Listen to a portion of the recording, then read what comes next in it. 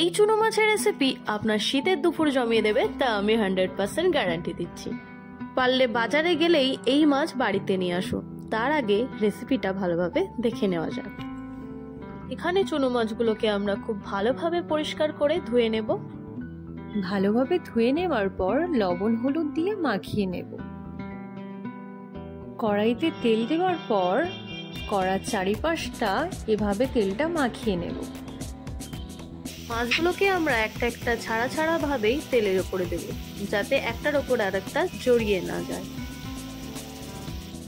হালকা ভাজা হয়ে আসলে আমরা একটা খুন্তির সাহায্যে অল্প অল্প মাছ আলতো আলতো করে উল্টে নেব।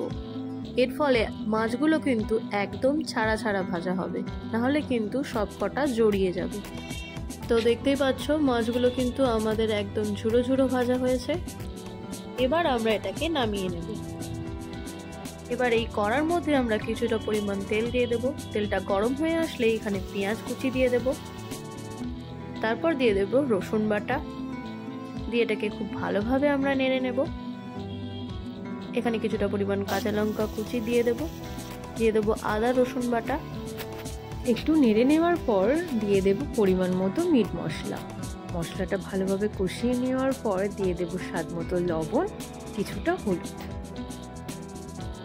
লঙ্কা গুঁড়ো দিয়ে খুব ভালোভাবে নেড়ে চেড়ে নেওয়ার পর এখানে পরিমাণ মতো জল আমরা দিয়ে দেব।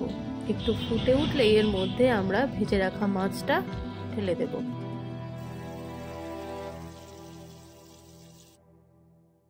মাছটা ফুটে উঠলেই আমরা কিছুটা ধনিয়া পাতা দিয়েই নামিয়ে নেব।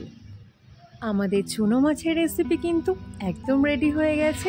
আমাদের আজকের রেসিপি আপনাদের কেমন লাগলো জানাতে কিন্তু একদম ভুলবেন না। আমাদের চ্যানেলকে সাবস্ক্রাইব করে আমাদের পাশে থাকবেন। ধন্যবাদ।